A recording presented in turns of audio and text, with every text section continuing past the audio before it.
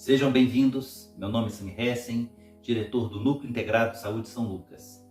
Hoje nós vamos comentar sobre comportamento humano.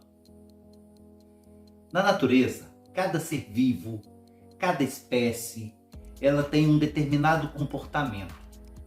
E esse comportamento, esse perfil de atuação frente à natureza, ele foi desenvolvido e ele foi adquirido baseado em 3 alicerces.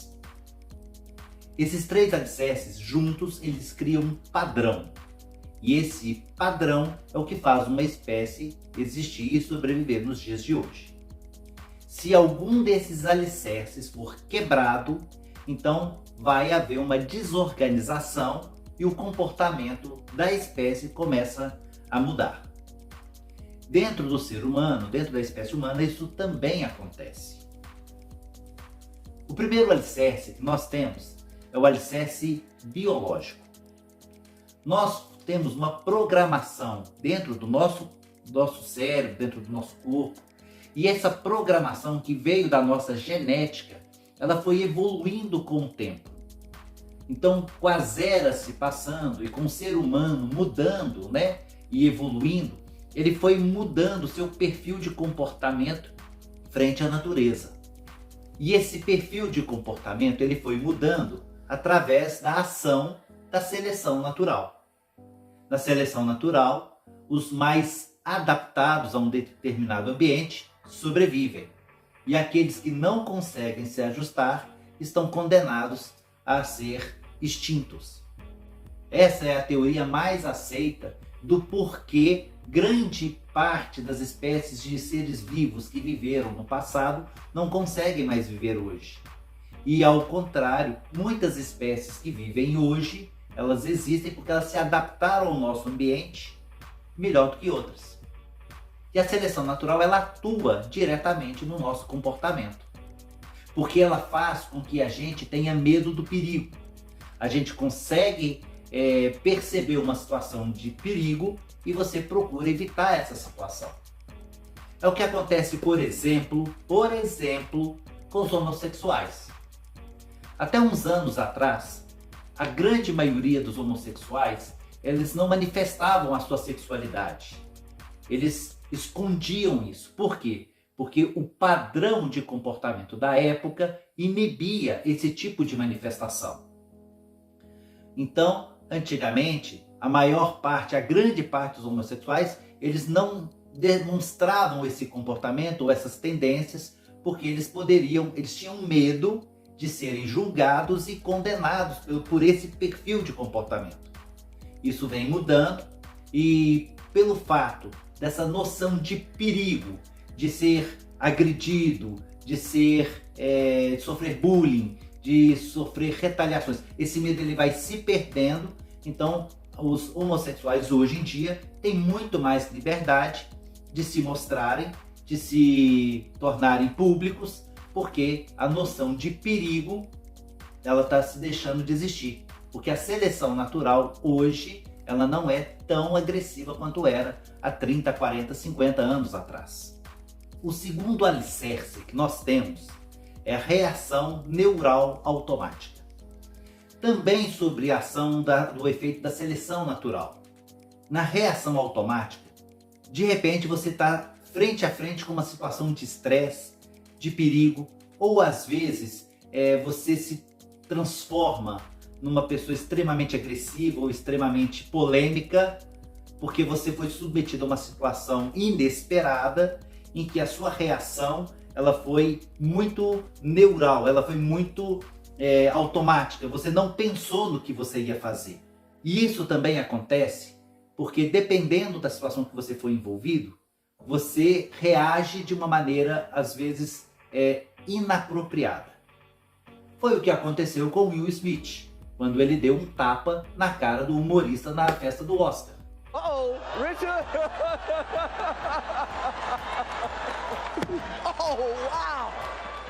Wow!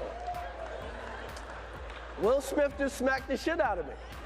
Ele se sentiu extremamente ofendido, ele se sentiu extremamente humilhado pelas palavras do humorista em relação à esposa dele, que ele não pensou nas consequências. Ele teve uma ação automática. Ele foi lá, deu um tabefe no humorista e pronto. Mas ele não mediu consequências. Ele não teve uma atitude pensada. Porque se ele pudesse, no momento, controlar o estresse dele, ele poderia ter resolvido a situação de uma outra maneira. Ele poderia ter tido uma condição de defender a sua esposa perante o humorista, perante a plateia e ao mundo de uma maneira diferente. Mas a reação dele foi uma reação automática. Ele não pensou no que ia fazer. O terceiro alicerce é o que mais encaixa para a vida humana atual. O terceiro alicerce é o aprendizado. Quando uma criança nasce, ela vem com a sua carga genética, ela vem com a sua biologia, a sua programação. Mas ela vai ser ensinada a ter o comportamento certo diante dos padrões que existirem em determinado lugar e em determinada época. Esse aprendizado ele vai se basear no binômio recompensa-punição. Isso quer dizer o quê? Se a criança faz alguma coisa que é aprovada pelo ambiente, pelas pessoas que estão em volta dela, ela vai receber uma recompensa. Pode ser um parabéns, pode ser uma batida de palminha, pode ser um auê. Mas se essa criança faz alguma coisa errada, ela vai ser então punida. E se ela vai ser punida, aquela reação é desagradável, ela é triste, ela inibe então um novo comportamento daquela forma. Então quando os pais gritam, brigam, chamam a atenção, ou às vezes nem precisa também de ter uma reação muito forte, senta com a criança, fala só isso não pode, isso não deve, é feio, ou qualquer coisa no sentido, você está punindo aquela criança, porque você quer direcionar essa criança para ter um comportamento adequado. Então, o binômio recompensa e punição sendo executado várias vezes em várias situações, vai moldando aquela criança num perfil que vai ser o adequado para aquela sociedade. Lembrar que o comportamento das pessoas ele é diferente de um lugar para o outro, porque os aprendizados se tornam diferentes dependendo da ação da família e dependendo da condição sociocultural. Ou seja, a família ela vai dar os seus princípios básicos de formação, de crescimento, do que é certo, do que é errado, mas a sociedade e a cultura do lugar onde essa criança vive vai fazer o aprimoramento para que ela possa saber o que é certo, o que é errado. Às vezes, essa condição de recompensa e punição, ela não é muito bem estabelecida. E quando isso acontece, faz com que haja desvios de comportamento. Por exemplo, um assassino que mata pessoas, esse é um comportamento que é condenado pela nossa sociedade. E em tese, esse assassino, quando ele é pego pela polícia, ele vai ser preso, ele vai ser punido por essa ação. E era de se esperar que pela punição ele não voltasse a cometer delitos. Mas às vezes, essa punição ela não é forte o suficiente para poder apagar a recompensa que esse assassino teve para poder cometer tal crime. Às vezes ele recebeu um dinheiro, às vezes ele se vingou, às vezes ele tinha uma rixa, sei lá.